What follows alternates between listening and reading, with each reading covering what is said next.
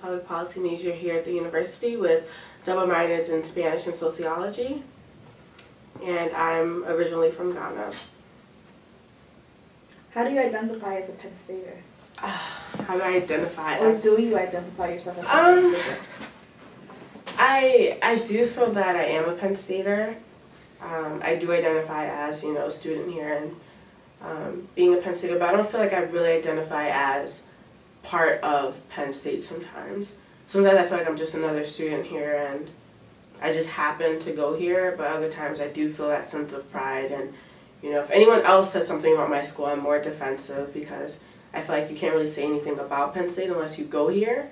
With anything else, you can't really talk about it as much unless you've experienced it or have some type of actual knowledge about it. I guess if you were to look at an eagle-eye view of Penn State, I don't think people would consider me a Penn Stater. People would think of another image or another type of student versus me. Could you tell us about an experience or a time where you felt your identity was invalidated here at Penn State? I feel like a little bit every day my identity is kind of invalidated. I feel like, well, for one example I always tell people about is my first year here at Penn State, my first semester here, I felt very isolated and very alone because, one, I came from a very diverse neighborhood and Penn State was a serious culture shock for me because Penn State is a predominantly white institution. So coming from Alexandria, Virginia, which has been written about in different books, is one of the most diverse cities in the United States, coming to Penn State was just like, culture shock.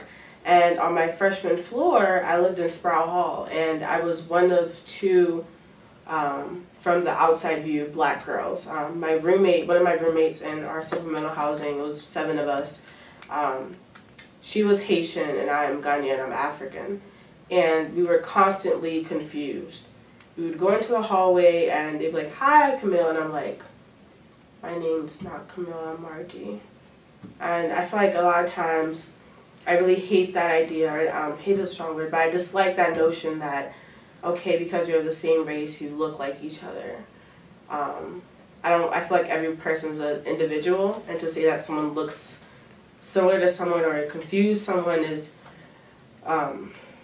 very offensive because, one, are you thinking that because I'm black, I automatically look like someone else, or are you assuming that because I'm black, you don't have to take the time to remember my name? I feel like also when you become tokenized, you're invalidated. When everyone looks to you in class when we're talking about slavery or something relating to black culture, everyone expects you to know the answer. However, people fail to realize that my lens and my identity is how I'm going to see the world, and I can't speak for everyone within my race or gender. I just can provide my opinion. At the end of the day, I'm Margie and that's my opinion. I'm not the voice for the black people, or I'm not the black voice in the classroom. So I feel like in academic settings, I feel like I'm invalidated in the sense that people expect me to know.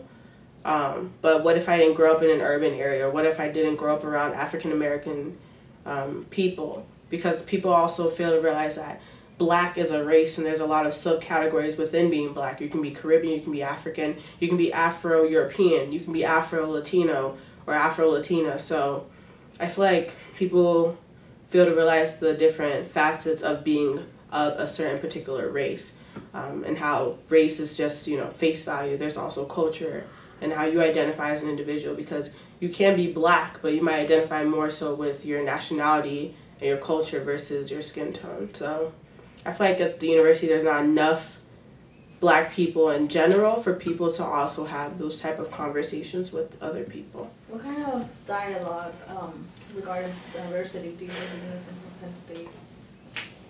I feel like people lack an understanding of what diversity is in of itself, and people fail to realize that we do lack diversity on this campus. One can say, you know, there's diversity of thought. That's one type of diversity. But I do think we are diverse in thought. We're not diverse in culture here, though. If you go downtown or even being on campus, most likely I'll be the only black person in the classroom.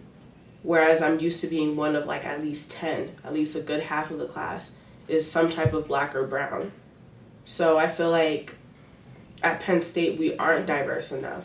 Even within like academic fields, like yes, we have, you know, a lot of different majors and minors you can minor in, but we don't have an Afro studies department. A lot of the, I guess, cultural studies are, you know, struggling to survive here, whether it be the Asian American studies or Latin American studies or African American studies or whatever they're calling it now, because they keep changing it every year. So I feel like if you are a student of color or not a student of color and you want to learn more about your people and your origins, you don't really have that opportunity because the university doesn't really invest in that, versus other institutions who take time to have cultural studies as one of the, you know, major components of coursework. I feel it would be very valuable to people to not just take a class like Social 19. I think Social 19 is wonderful for more surface level things, but to be able to delve in deeper, and understand more, you need classes that are like Latin American Studies 100, where you can focus on one group or learn about the different facets of being Hispanic or Latino or the Latin experience in the United States. I feel like there's not enough of that here. Because I remember in high school I read books like The White Tiger and Things Fall Apart and novels like that. And we sat in class and talked about colorism and how colorism affects not only, because The White Tiger is about a young man in India, Indian culture, but in terms of the world as a whole, how does this, I guess, superiority of skin complexion, how does it affect all types of cultures, and how is it related to race? And I felt like I had a more meaningful conversation my senior year in high school that I did that one day in Social 19 when we talked about colorism, and people tried to associate skin bleaching or skin whitening with tanning, which are two very different things in my mind. I don't feel like one tans for the same reason that one uses skin lightening products to lighten or whiten their skin. So I feel like Penn State has a long way to go. I feel like in terms of our history and just, you know, it's scary to think, you know, 50 years ago I wouldn't have been a student here at this university. So, you know, you just have to put everything into perspective and realize that we aren't really diverse. Not in our numbers, not in our representation of different ways we can be diverse in coursework, even in faculty. I cannot remember having a professor of color here at the university.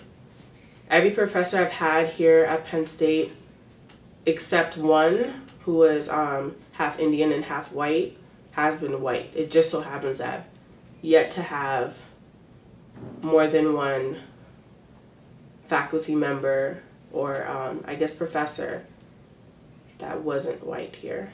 And I feel that that's a national problem. You know, we don't have enough people getting PhDs who are of color. Especially women of color have the lowest amount of PhDs. So I feel like Penn State also needs to diversify its faculty and its staff.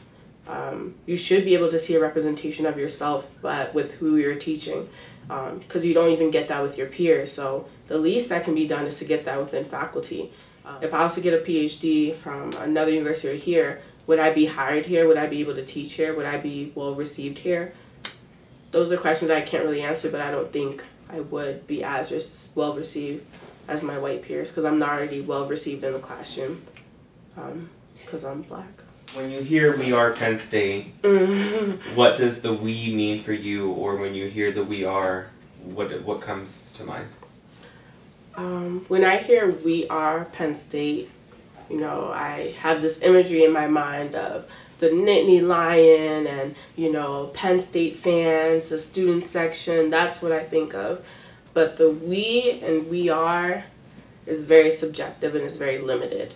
I feel that if you do not prescribe to the dominant culture here, you're not necessarily considered a Penn Stater. Like, we do have this, you know, sense of camaraderie and, you know, we're all students here, we're all Penn State, we all bleed blue and white, but that's not necessarily true, because what if I wasn't a Penn Stater? Would I be as well received in your home? You know, would you invite me to dinner? You know, stuff like that. So I feel like we could sit and, you know, sing Kumbaya, but everyone has this kind of prejudice in their mind of what they think of a Penn Stater looks like. I don't think if someone looked at me and would, you know, I don't necessarily think someone looked at me and would think, okay, she goes to Penn State, you know, she goes to this top university in the country and she's studying there. They probably pick, in my mind, I would think of possibly, you know, a white individual, whether it be male or female, doesn't really matter, but I think of a white individual and I think we are at Penn State. I don't really think there's a sense of we. We don't really support each other anyway. And that goes along with the multicultural community here at Penn State. I like to think of it as crabs in a barrel. And chickens in a coop. You know, we can say we come from the struggle, we can say all of that, but at the end of the day, no one wants to see anyone doing better than them. And that's across the board. And it pains me more to see it in the multicultural community because I feel like we're the most marginalized at the university. We're the ones that don't get as much of what we need at the university. We're not the ones that are much or as recognized at the university, yet we fail at supporting one another. You know, people always say there's strength in numbers. We do have a number here at the university. It might be a small fraction, but it's still part of that population. And if we were to, you know, surround each other and say, okay, we're going to support one another, we're going to make some type of change happen. It's quite possible because if you look at past historical events that happened at this university, when students come together, the institution will listen at the end of the day. So I feel like if, one, people understood that we need to come together, there's no time for, okay, my org is doing this, so I'm going to stick to what my org is doing. You have to support one another and get each other to go to each other's events, collaborate, do stuff like that, because we already aren't really approached by students outside the multicultural community. So how can we foster a sense of togetherness if we're not together ourselves? How does that work? How can we expect people to take ourselves seriously when we can't even take ourselves seriously? We're not really trying to focus on how we can better ourselves and how we can better each other. It's more so of, okay, I'm going to step and reach and strive to do well, but if you fall short or you fall behind, it has nothing to do with me.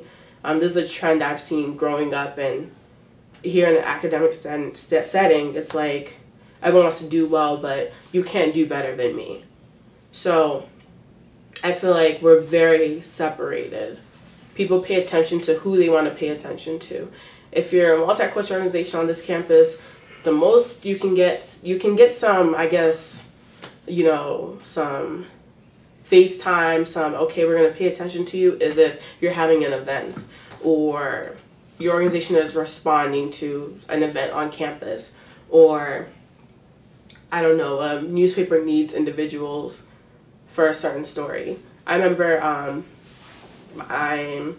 a part of the African Student Association here, and now I'm the current president.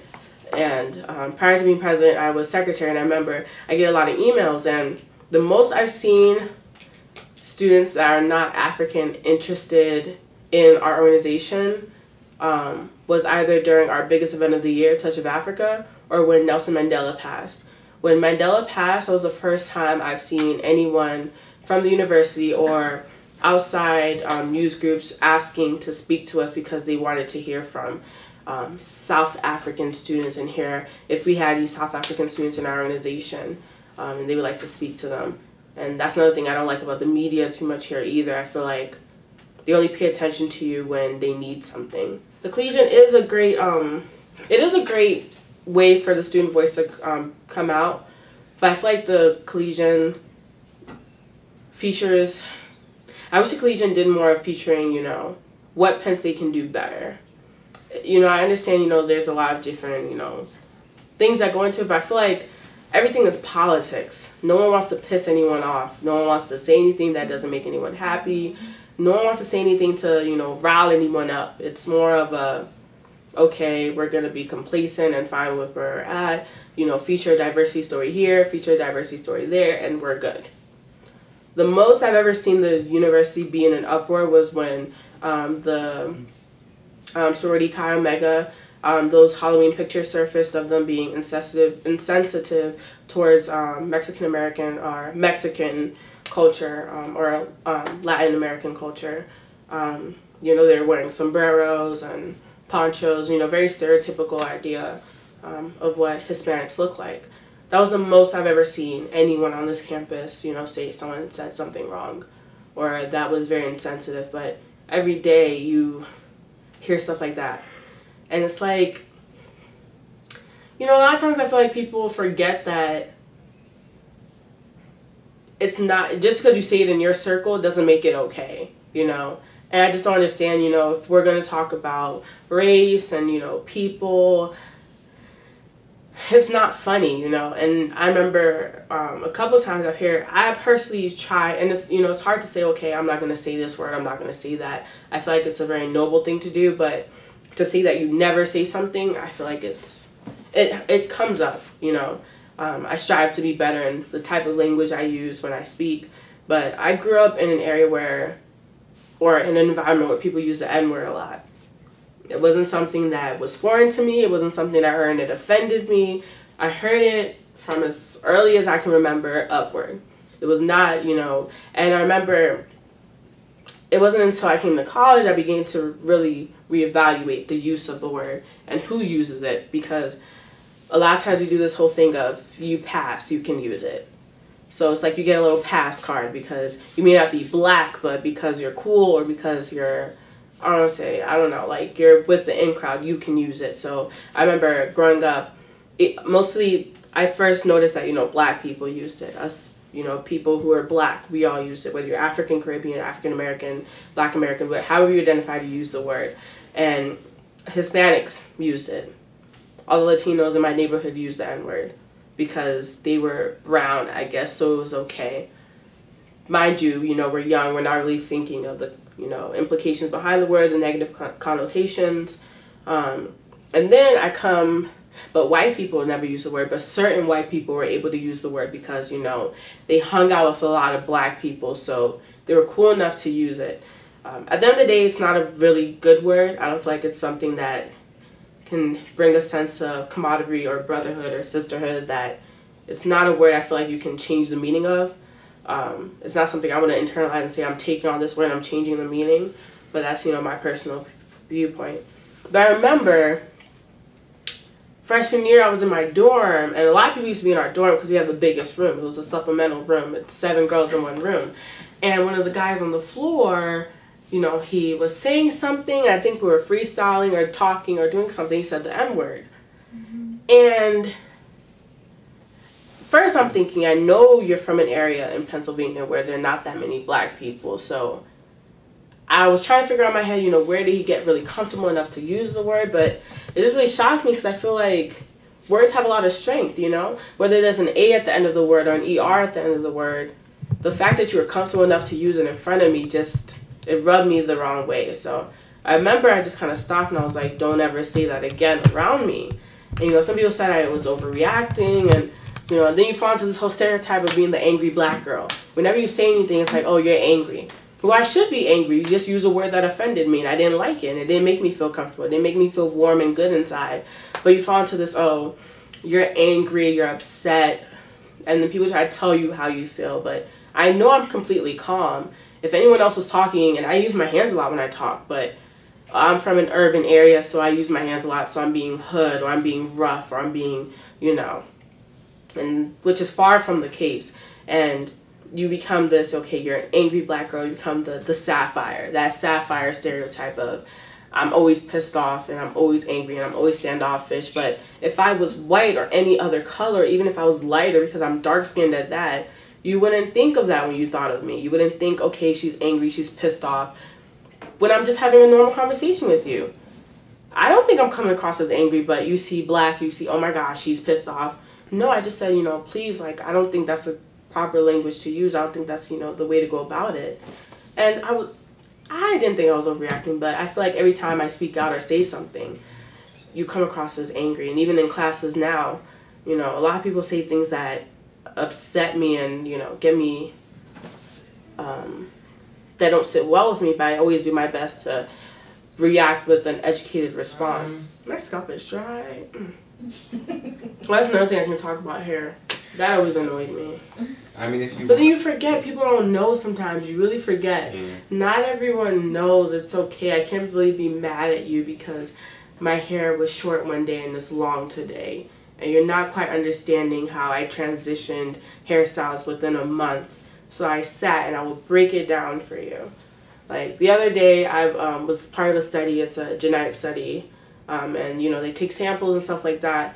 And I had a weave, but what I did was my weave was attached to the front perimeter of my head. It was like a wig sewed onto a wig cap, hair sewed onto a wig cap, and we sewed it onto, you know, my hair was braided back and sewed on here, but the back wasn't, because I'm gonna leave that open because my scalp is always very itchy and I, you know, have to get in there and to scratch. So I remember they're doing samples and it was your hair.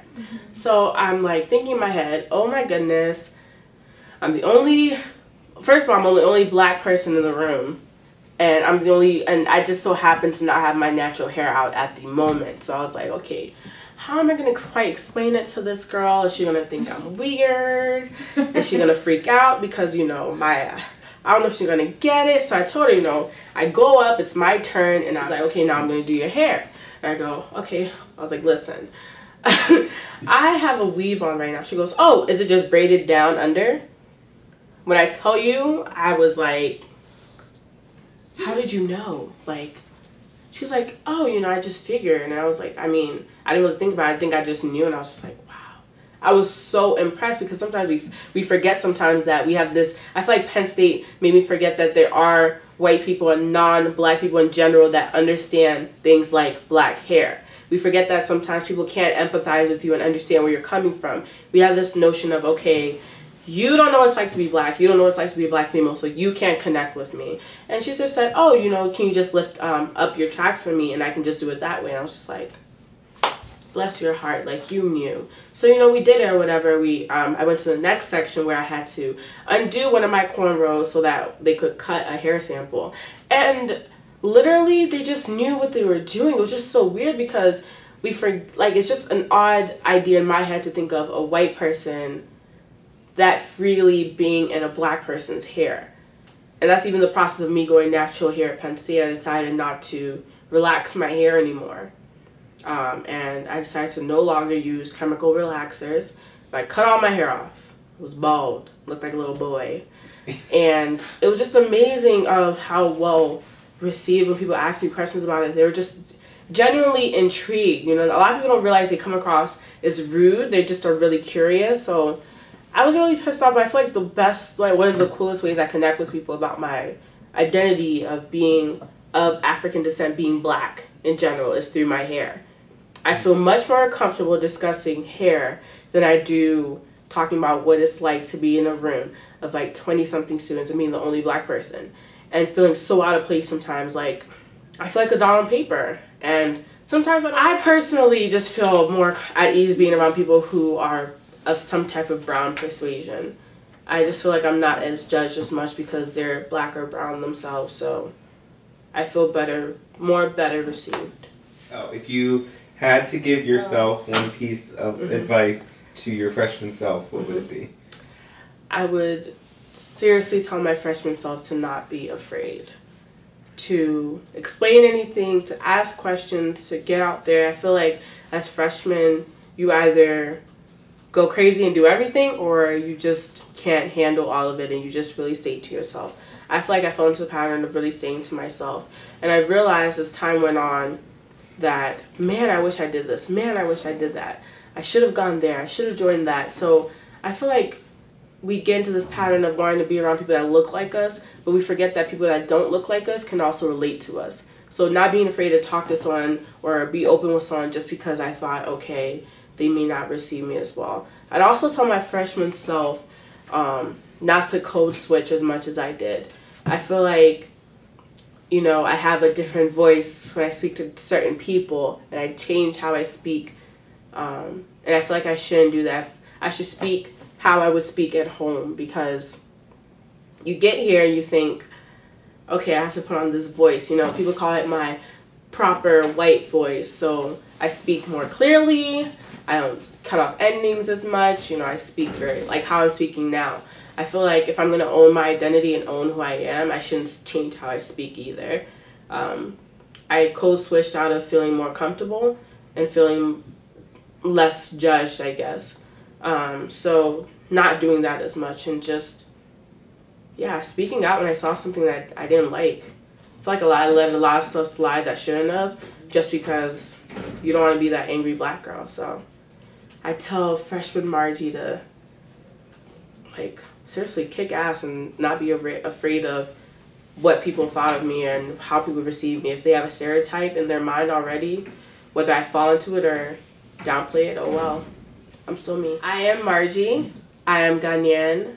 I am African. I am Penn State.